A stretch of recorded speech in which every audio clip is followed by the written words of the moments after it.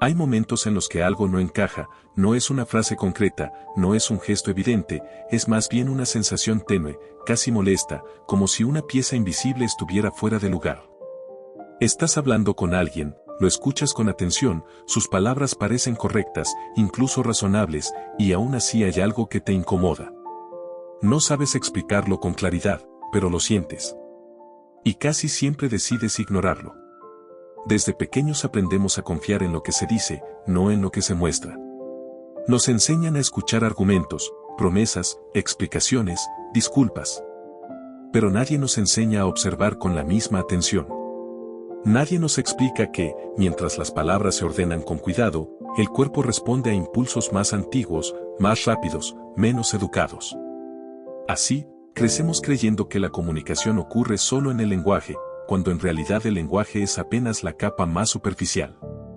Esa incomodidad inicial, esa sospecha silenciosa, no es paranoia ni desconfianza irracional. Es un mecanismo primitivo de lectura social que sigue activo, aunque haya sido relegado. Durante miles de años, sobrevivir dependía de percibir microseñales, cambios mínimos en el comportamiento del otro, tensiones que anunciaban peligro, contradicción o amenaza. Hoy ese sistema sigue funcionando, pero lo hemos aprendido a callar en nombre de la cortesía, de la lógica y de la apariencia de racionalidad. El problema no es que la intuición falle, el problema es que hemos sido entrenados para desconfiar de ella. Cuando sentimos que algo no cuadra, buscamos inmediatamente una explicación lógica que nos tranquilice. Pensamos que estamos exagerando, que estamos proyectando, que no tenemos pruebas suficientes. Y en ese proceso, ignoramos información que ya ha sido procesada por nuestro cerebro de forma inconsciente. El cuerpo del otro ya habló antes de que su boca terminara la frase. El tono cambió, la postura se tensó, el ritmo se alteró apenas un segundo. No fue evidente, no fue teatral, pero fue real. El cuerpo reaccionó porque no puede evitar reaccionar. Y tú lo percibiste, aunque no supieras ponerlo en palabras. Vivimos en una cultura que idolatra el discurso.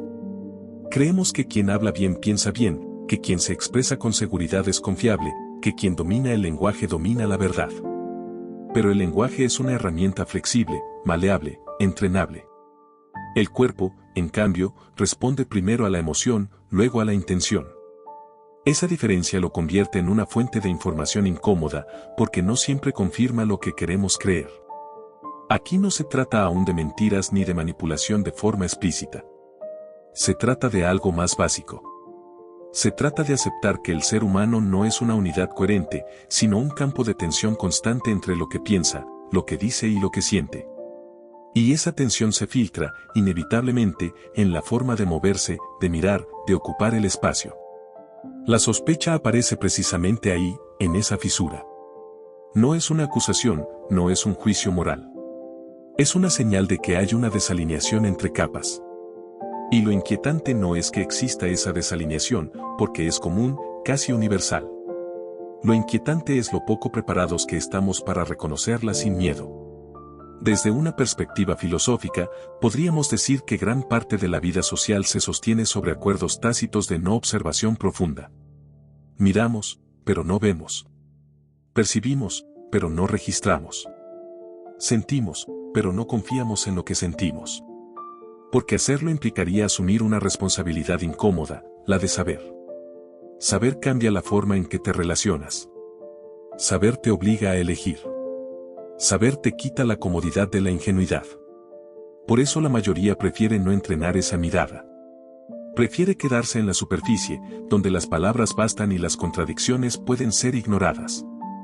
Sin embargo, hay algo poderoso en reconocer que esa primera sensación, esa incomodidad silenciosa, no es un error del sistema, sino una alerta temprana. No te dice que está mal, no te da una conclusión cerrada, pero te invita a observar con más atención. A no apresurarte. A no revelar nada. Porque observar no es acusar. Observar no es confrontar. Observar es recopilar información sin intervenir. Es permitir que el otro se muestre tal como es, sin presión. Y en ese espacio, el cuerpo siempre termina hablando. Esto no busca darte respuestas cerradas. Busca incomodarte lo suficiente como para que empieces a preguntarte cuántas veces has sentido que algo no encajaba y decidiste ignorarlo. ¿Cuántas veces confiaste en palabras bien construidas mientras tu intuición pedía cautela? ¿Cuántas veces elegiste no ver? A partir de aquí, todo cambia. Porque una vez que aceptas que el cuerpo comunica, ya no puedes desoírlo con la misma facilidad. Y aunque todavía no sepas qué hacer con esa información, ya has dado el primer paso, que no es aprender técnicas ni memorizar gestos, sino recuperar una forma de percepción que siempre estuvo ahí. Si este tipo de análisis te resulta incómodo pero estimulante y quieres seguir desarrollando una mirada más aguda sobre el comportamiento humano y las dinámicas invisibles que lo gobiernan, suscribirte al canal es una forma directa de continuar este entrenamiento silencioso. Aquí no se trata de creer, sino de aprender a ver. Hay una diferencia fundamental entre controlar lo que se dice y controlar lo que se siente. Las palabras obedecen a la voluntad, el cuerpo no siempre. Y es en esa diferencia donde comienza a revelarse algo inquietante. El cuerpo no es un simple acompañante del discurso, no es un adorno ni un refuerzo expresivo. Es un sistema autónomo, diseñado para reaccionar antes de que la mente tenga tiempo de construir una versión aceptable de la realidad. Cuando una persona miente, no está simplemente diciendo algo falso. Está sosteniendo dos realidades al mismo tiempo. Por un lado, la historia que quiere que el otro crea. Por otro, la verdad interna que su sistema nervioso reconoce. Esa tensión no es abstracta, es fisiológica. Se manifiesta en el ritmo cardíaco, en la respiración, en la activación muscular. El cuerpo entra en un estado de vigilancia porque percibe una amenaza, no necesariamente externa, sino interna, la posibilidad de ser descubierto. La mayoría de las personas cree que mentir es un acto mental, una decisión racional. En realidad, es un proceso profundamente corporal. El cerebro necesita invertir energía extra para sostener una narrativa falsa, para recordar detalles inventados, para anticipar posibles preguntas. Esa sobrecarga cognitiva deja rastros. No siempre evidentes, no siempre espectaculares, pero constantes. Aquí aparece una de las ideas más importantes para comprender el lenguaje corporal desde una perspectiva psicológica y estratégica. El cuerpo no miente porque no entiende la mentira. Responde a estados internos. Si hay miedo, aparece tensión. Si hay inseguridad, aparece rigidez o dispersión. Si hay conflicto interno, aparece desajuste. El cuerpo no intenta decir la verdad, simplemente reacciona a lo que ocurre dentro. Por eso resulta ingenuo buscar gestos universales que delaten la mentira de forma automática. No se trata de un catálogo de señales mágicas. Se trata de entender procesos. Cuando alguien dice algo que no está alineado con lo que siente o piensa, su cuerpo entra en una dinámica de compensación. Intenta sostener una fachada mientras lidia con una activación interna que no puede apagar del todo.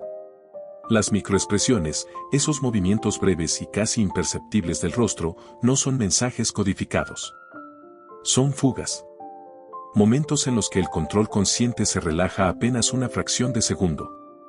No aparecen porque la persona quiera mostrarlas, aparecen porque mantener una máscara constante es insostenible a largo plazo. Pero no solo el rostro habla. El cuerpo entero participa en este conflicto. La postura puede volverse artificialmente rígida o excesivamente relajada. Los movimientos pueden perder sincronía con el discurso. El ritmo natural se altera. Hay pequeñas pausas donde no debería haberlas, o una fluidez exagerada que busca tapar silencios incómodos. Es importante entender que nada de esto ocurre de forma aislada. Un gesto por sí solo no significa nada. El error común es observar fragmentos sin contexto. El verdadero indicador no es el gesto, sino el cambio. El cuerpo tiene patrones base. Cada persona se mueve, se expresa y ocupa el espacio de una forma relativamente estable. Cuando ese patrón se rompe, cuando algo cambia sin una razón evidente, ahí aparece información relevante. La mentira exige esfuerzo. Incluso cuando es habitual. Incluso cuando la persona se considera experta. El cuerpo puede entrenarse hasta cierto punto, pero siempre queda un margen de error. No porque falte inteligencia, sino porque el sistema nervioso está diseñado para priorizar la supervivencia, no la coherencia narrativa. Desde una perspectiva más profunda, mentir implica una forma de autodivisión. Una parte de la persona actúa, la otra observa. Esa división genera estrés interno. Y el cuerpo, que no entiende de estrategias sociales complejas, responde a ese estrés como a cualquier otra amenaza. Se prepara. Se defiende. Se tensa. Por eso, muchas señales corporales asociadas a la mentira no son señales de engaño en sí mismas, sino señales de incomodidad. Y aquí aparece una distinción clave. No toda incomodidad implica mentira, pero toda mentira sostenida genera incomodidad. Comprender esta diferencia evita caer en juicios precipitados y permite una observación más fina. El observador inexperto busca confirmar sospechas. El observador estratégico busca entender estados. No pregunta todavía si el otro miente, se pregunta qué está ocurriendo dentro del otro mientras habla. Hay ansiedad. Hay presión. Hay miedo a la evaluación. Hay conflicto interno. Cada uno de esos estados se expresa de manera distinta. Controlar palabras es relativamente fácil. Basta con ensayar, con repetir, con memorizar. Controlar impulsos fisiológicos es otra historia. La respiración se acelera o se vuelve irregular. La musculatura facial se activa de forma desigual. El cuerpo intenta descargar tensión a través de movimientos pequeños, casi automáticos. Aquí es donde muchas personas fallan al interpretar. Esperan grandes señales, gestos exagerados, miradas esquivas obvias. Pero el cuerpo rara vez se delata de forma tan burda. Lo hace en lo mínimo. En lo que pasa desapercibido para quien no está entrenado para observar. Y observar no significa mirar fijamente ni adoptar una actitud acusadora. Significa permitir que el otro se exprese sin presión adicional. Cuanto más interrogas, más consciente se vuelve la persona de su cuerpo. Cuanto más la confrontas, más intenta controlarse. El verdadero observador no interrumpe el proceso natural. Lo deja ocurrir. Hay una paradoja interesante aquí. Cuanto más intenta alguien parecer natural mientras miente, menos natural se vuelve. La espontaneidad no puede fabricarse del todo. El cuerpo tiene ritmos propios. Cuando se intenta imitarlos, aparecen pequeñas incoherencias. Cuando entiendes la lógica detrás del cuerpo como sistema, dejas de pensar en términos de gestos buenos o malos y empieces a pensar en términos de alineación o conflicto interno. Porque al final, el cuerpo no delata intenciones morales. Delata tensiones. Y esas tensiones cuentan una historia paralela a las palabras. Una historia que no siempre es cómoda, pero que siempre es informativa. Aprender a leer esa historia no requiere confrontar ni desenmascarar. Requiere paciencia. Requiere silencio. Requiere aceptar que muchas veces no obtendrás una certeza absoluta, sino un aumento progresivo de claridad. Y esa claridad, aunque todavía incompleta, ya te coloca en una posición distinta. Una posición donde no dependes únicamente de lo que te dicen, sino también de lo que el otro no puede evitar mostrar. A partir de aquí, el lenguaje corporal deja de ser un conjunto de señales curiosas y se convierte en una herramienta de comprensión profunda del comportamiento humano. No para juzgarlo, sino para entenderlo desde un nivel que va más allá del discurso consciente. Cuando la mentira deja de ser un acto aislado y se convierte en una herramienta recurrente, ya no estamos hablando solo de engaño, estamos hablando de poder. Poder sobre la percepción del otro. Poder sobre la narrativa. Poder sobre el marco desde el cual el otro interpreta la realidad. Y en ese terreno, el lenguaje corporal adquiere una dimensión distinta, más silenciosa, más peligrosa. El poder no necesita gritar. No necesita justificarse. El verdadero poder se expresa con naturalidad, como si siempre hubiera estado ahí. Y muchas veces, esa naturalidad no proviene de la verdad, sino de la repetición y del control. Quien manipula no busca convencer con argumentos sólidos, busca instalar sensaciones. Confianza. Dependencia. Seguridad. O miedo. Y el cuerpo es una de las herramientas más eficaces para lograrlo. A diferencia del mentiroso improvisado, el manipulador entiende algo fundamental. Las personas no recuerdan exactamente lo que se dijo, pero sí cómo se sintieron. Por eso, más que cuidar cada palabra, cuida el efecto que produce. Su postura, su cercanía física, su ritmo al hablar, su forma de ocupar el espacio. Todo está orientado a generar una respuesta emocional específica.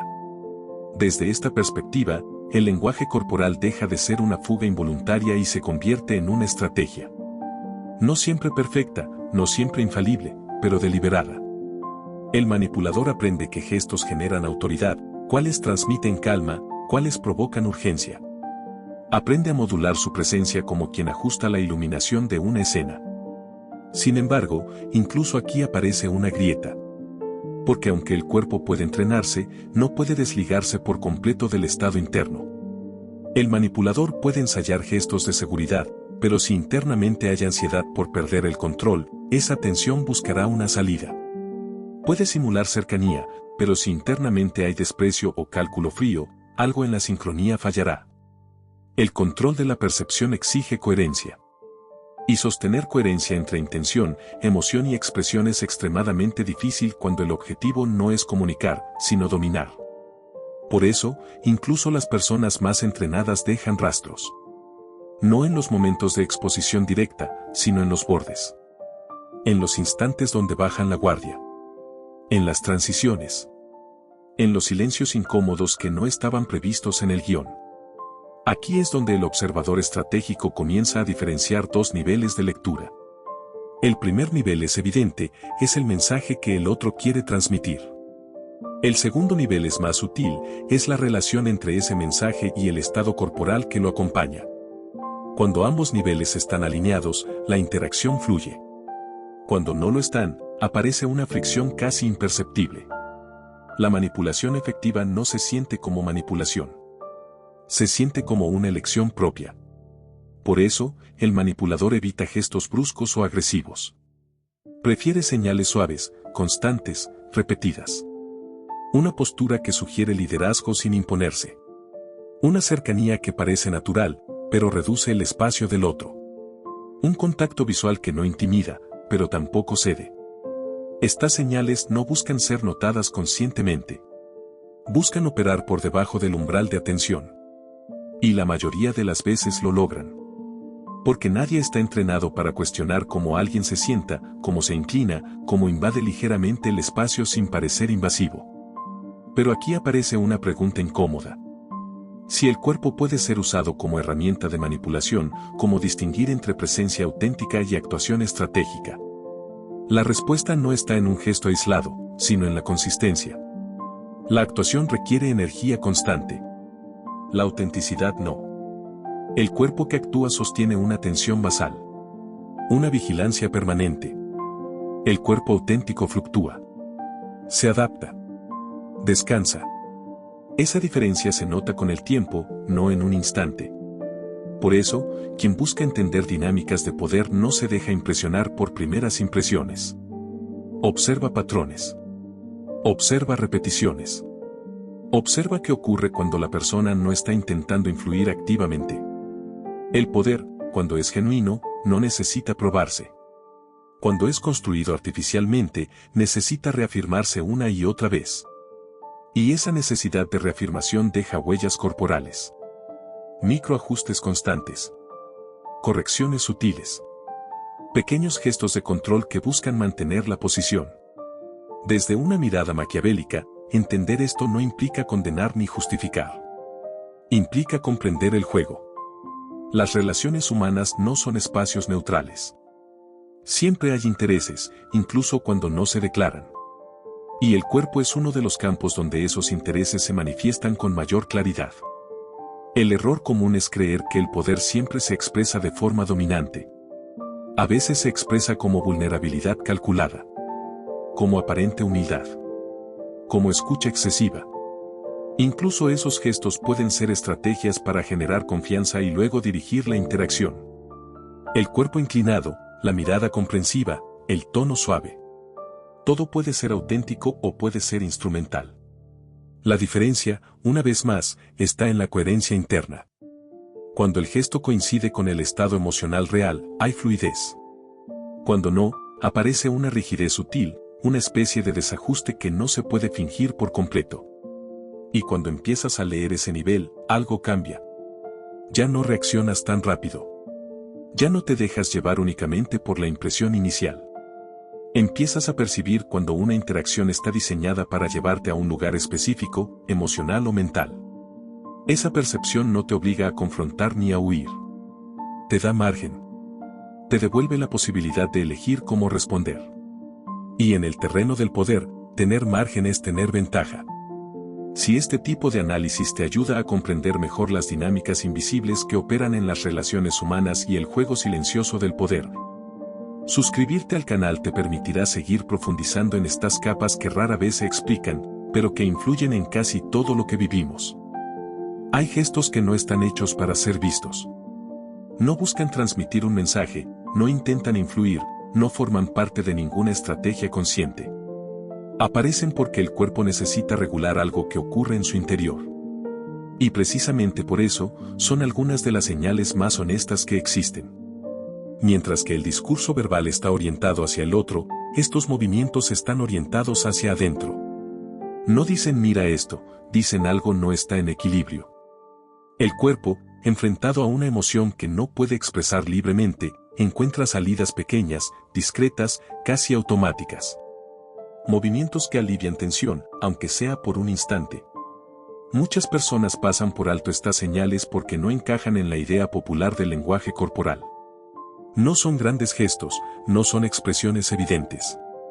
Son ajustes. Micromovimientos. Cambios sutiles que solo aparecen cuando el sistema nervioso intenta autorregularse. Un cambio en la postura que no responde a comodidad física. Un balanceo leve. Un contacto repetido con una parte del cuerpo. Una respiración que se vuelve irregular sin razón aparente. Estos gestos no buscan engañar ni convencer. Buscan descargar. Desde una perspectiva psicológica, estos comportamientos cumplen una función clara.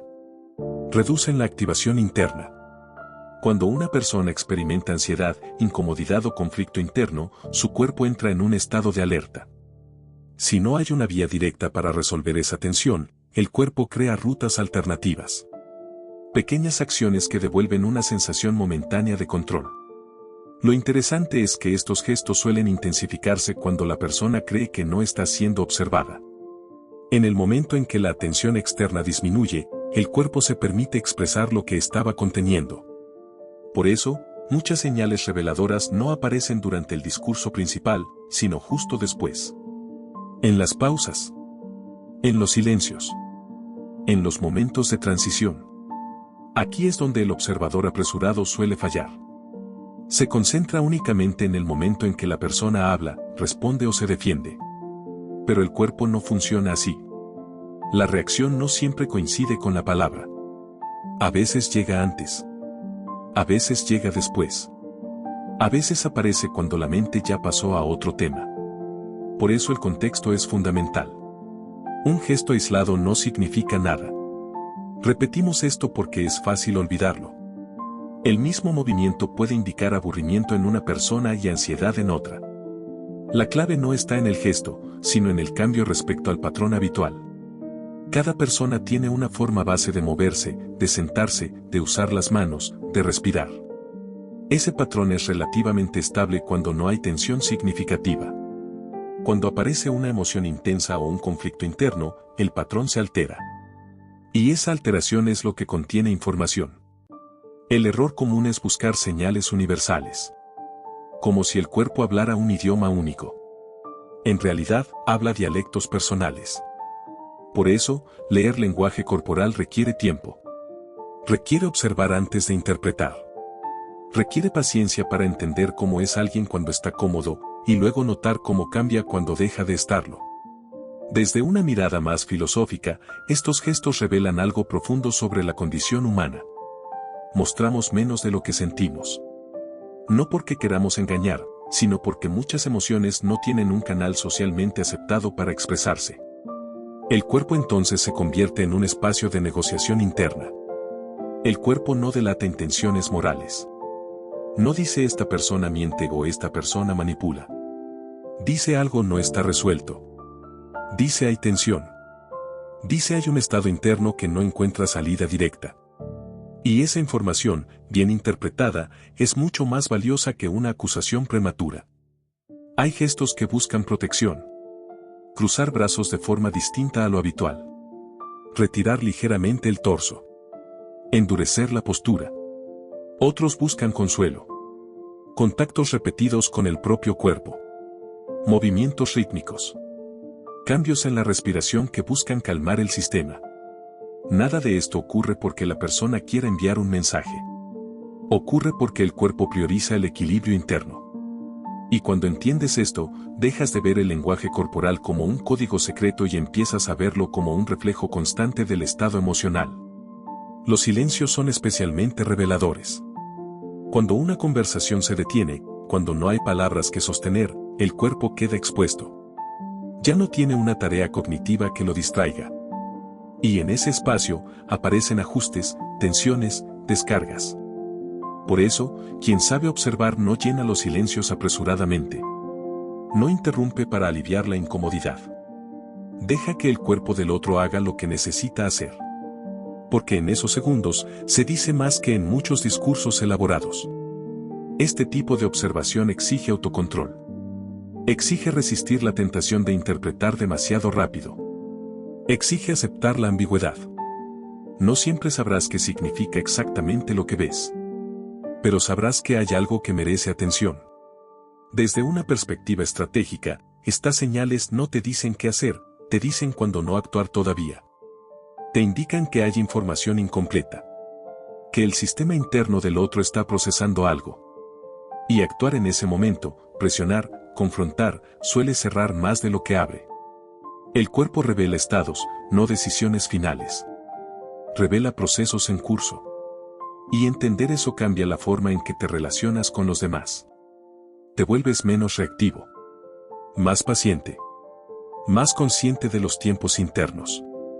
Hay algo profundamente incómodo en aceptar que gran parte de la comunicación humana ocurre fuera del lenguaje. Porque implica reconocer que no todo es transparente, que no todo puede explicarse con argumentos, que no todo conflicto se resuelve con palabras. Pero también hay algo liberador. Porque ya no dependes únicamente de lo que te dicen. Puedes observar cómo lo dicen, cuando lo dicen, y qué ocurre en su cuerpo cuando el discurso se interrumpe. Y cuando empiezas a notar estas señales, algo curioso ocurre. Te das cuenta de que tú también las emites. Que tu cuerpo también busca alivio cuando hay tensión. Que también hay gestos que haces sin darte cuenta cuando algo no está resuelto. Esa toma de conciencia es clave. Porque leer el cuerpo del otro sin reconocer el propio conduce a errores. Proyectas. Malinterpretas. Confundes tus estados con los del otro. Por eso, este nivel de observación siempre va acompañado de introspección. El lenguaje corporal, en este punto, deja de ser una herramienta de análisis externo y se convierte en un espejo.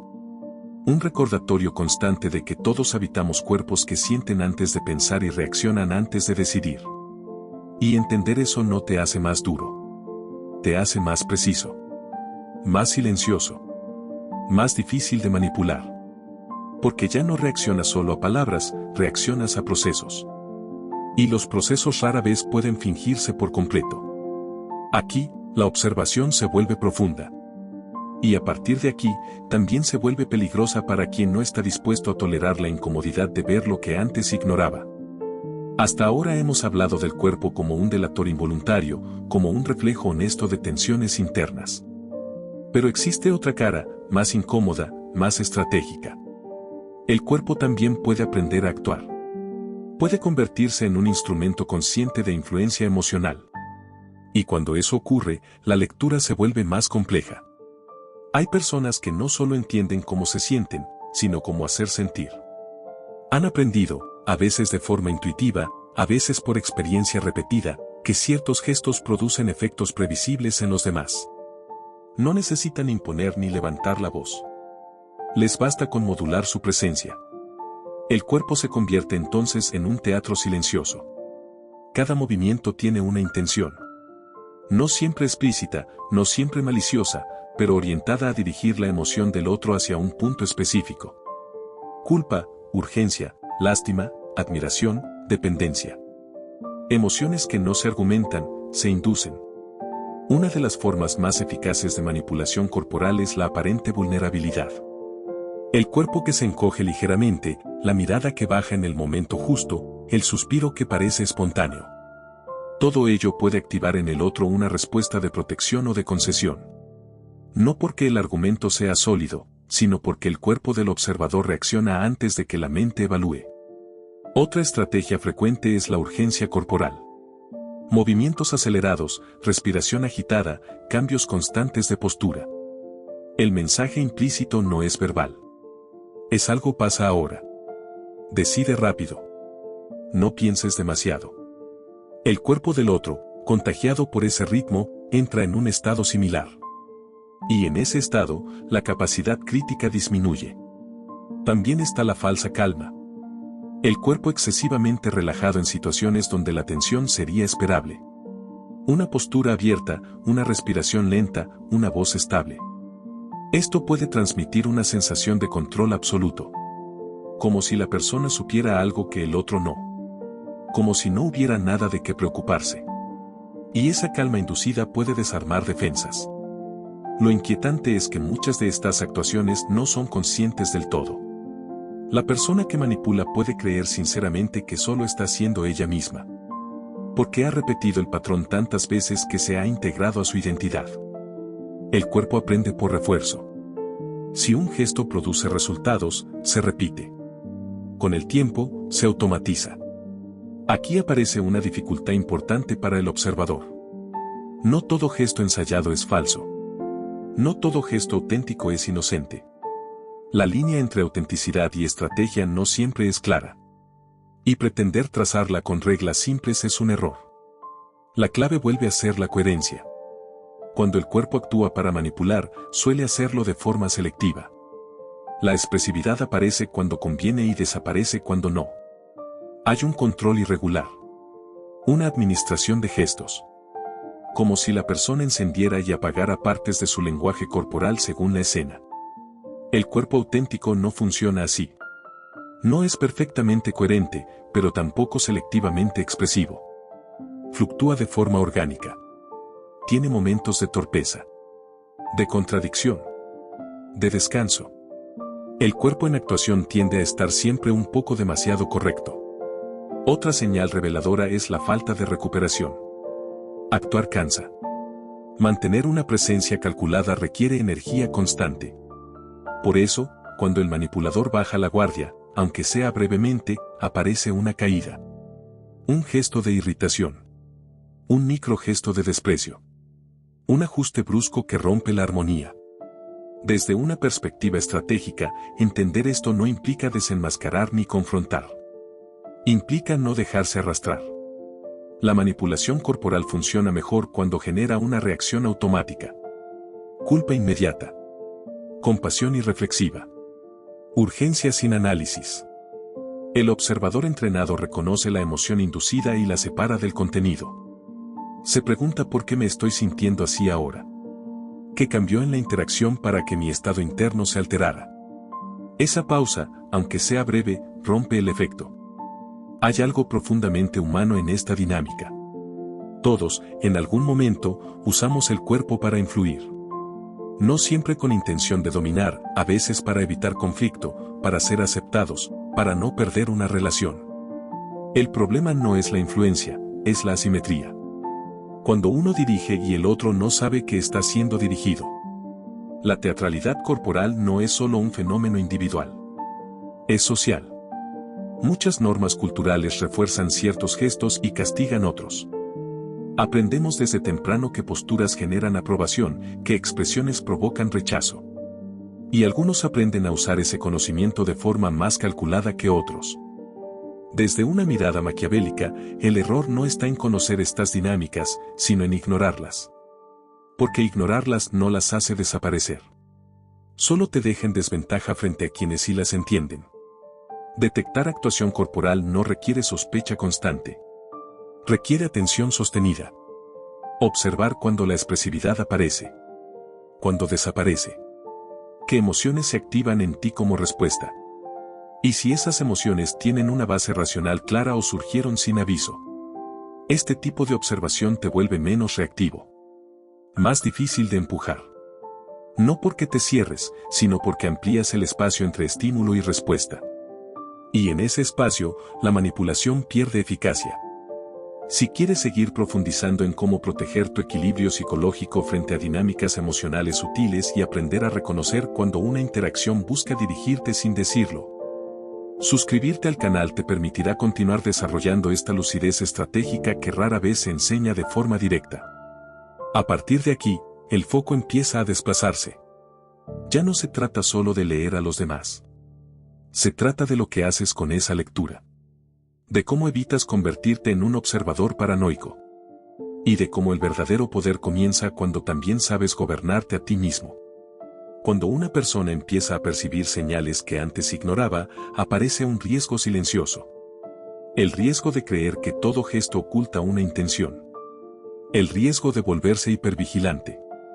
El riesgo de confundir lucidez con sospecha constante. Y ese riesgo, paradójicamente, debilita más de lo que fortalece. Leer el lenguaje corporal sin control interno es como tener un arma sin seguro. La información se acumula, pero no se procesa con calma. Cada movimiento ajeno genera una reacción inmediata. Cada microseñal se interpreta como amenaza o confirmación. En ese estado, la percepción deja de ser clara y se vuelve defensiva.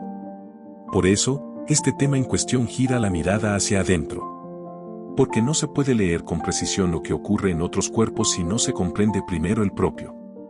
El observador que no se observa a sí mismo termina proyectando. Confunde sus miedos con intenciones ajenas. Ve manipulación donde hay torpeza. Ve amenaza donde hay inseguridad. Aquí aparece una figura clave. El observador invisible. No es quien se esconde, ni quien espía. Es quien no reacciona de inmediato. Quien no revela lo que percibe. Quien entiende que el conocimiento pierde valor cuando se exhibe sin estrategia. El observador invisible no corrige al otro. No lo confronta. No demuestra superioridad. Porque sabe que hacerlo solo activa defensas. Y cuando las defensas aparecen, el cuerpo del otro deja de comportarse de forma natural. Se vuelve opaco. Controlado. Menos informativo. El verdadero dominio no está en demostrar que sabes leer. Está en actuar como si no supieras nada. En permitir que el otro se relaje, se exprese, se contradiga. En darle espacio para que el cuerpo vuelva a su patrón natural. Porque solo ahí aparece información real. Este tipo de autocontrol no es pasividad. Es una forma activa de poder. Requiere resistir impulsos básicos. El impulso de corregir. El impulso de acusar. El impulso de sentirse por encima. Cada uno de esos impulsos, si se satisface, reduce tu margen estratégico. Desde una perspectiva maquiavélica, el conocimiento es más eficaz cuando no se anuncia. Cuando no se usa para humillar, sino para posicionarse. Cuando se integra al comportamiento sin convertirse en discurso. El observador invisible también entiende algo fundamental.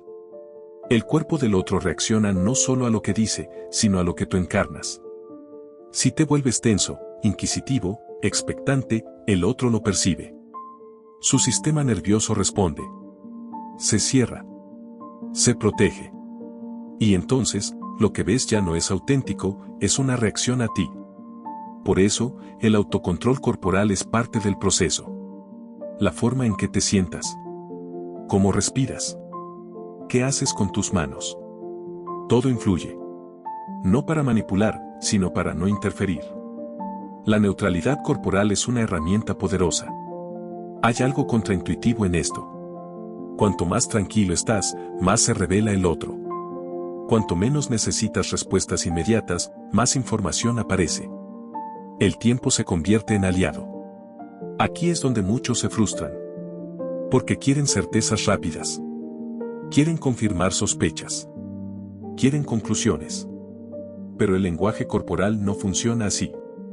Es acumulativo. Se manifiesta en patrones, no en instantes aislados. El observador entrenado acepta la ambigüedad. Acepta no saber todavía. Esa aceptación reduce la ansiedad interna. Y al reducirla, mejora la percepción. Porque la ansiedad distorsiona. Hace ver amenazas donde no las hay y oculta las que sí existen. Ahora también introducimos una idea incómoda. Leer a los demás te expone. Porque empiezas a notar cuando tú mismo estás incómodo. Cuando tu cuerpo se tensa. Cuando intentas controlar una imagen. Y esa autoconciencia puede ser perturbadora.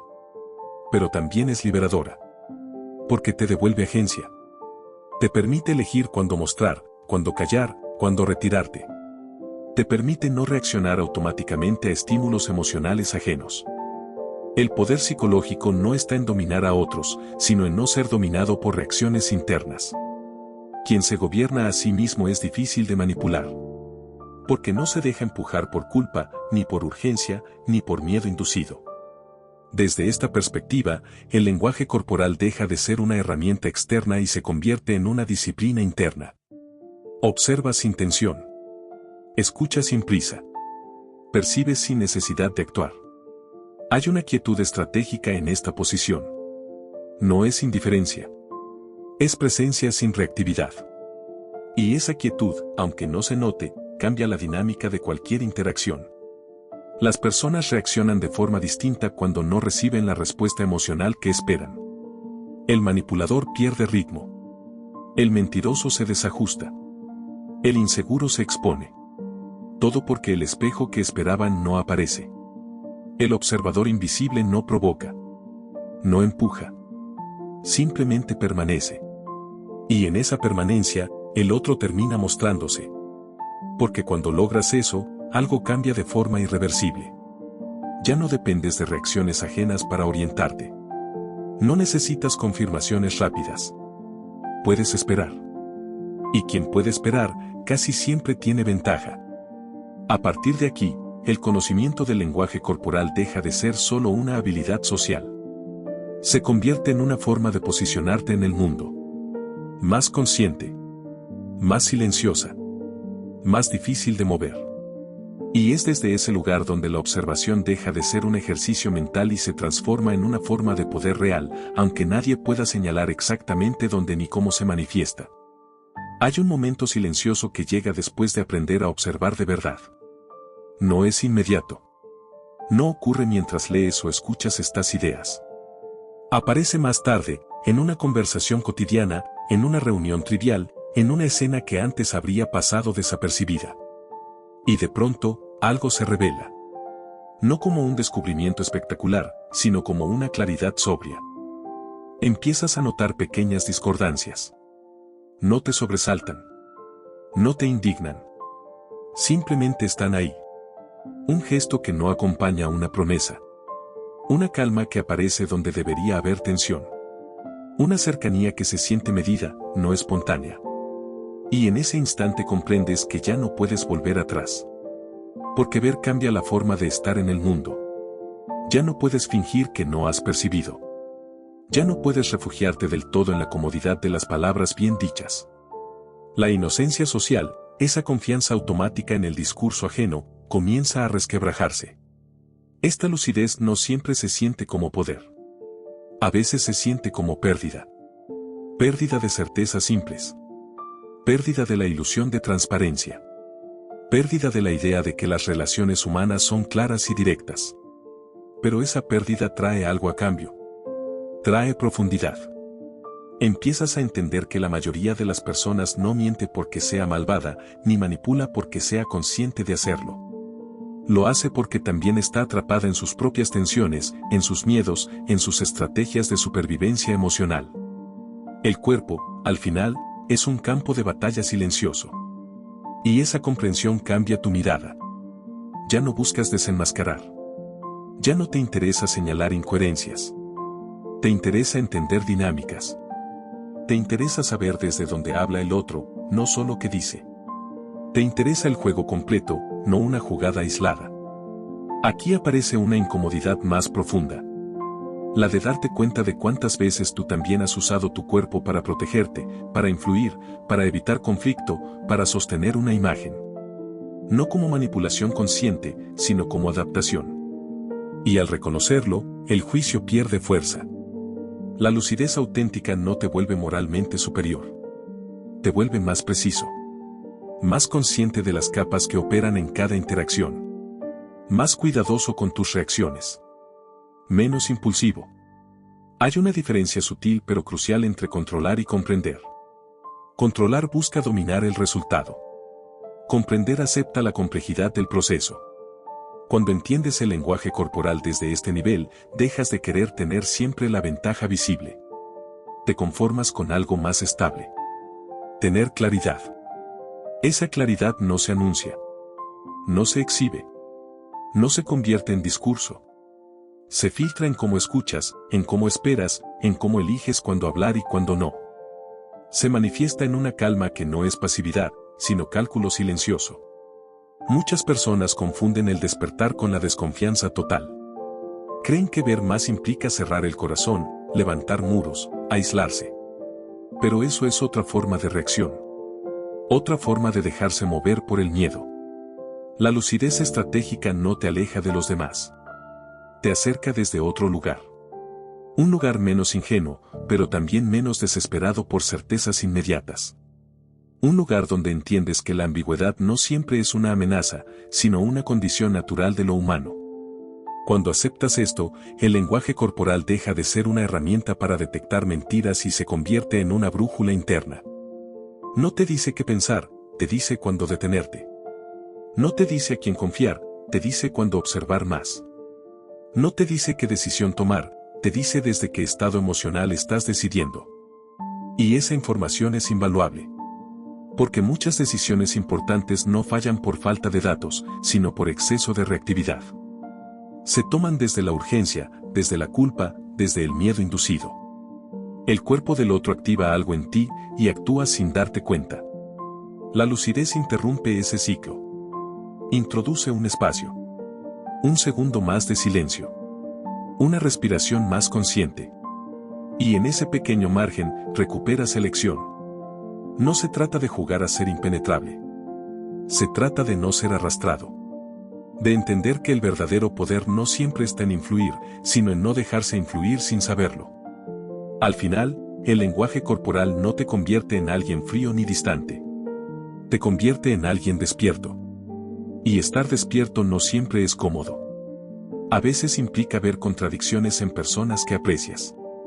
A veces implica aceptar que ciertas dinámicas nunca fueron tan limpias como parecían. A veces implica cambiar la forma en que participas en el juego social. Pero también implica algo liberador. Dejas de buscar garantías externas. Dejas de necesitar que todo sea explícito.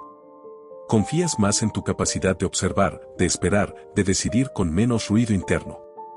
Este no es un conocimiento para exhibir. Es un conocimiento para integrar. Para usar en silencio. Para moverte con más precisión en un mundo donde la mayoría todavía solo escucha palabras. Y si has llegado hasta aquí, si has sostenido la atención hasta el final,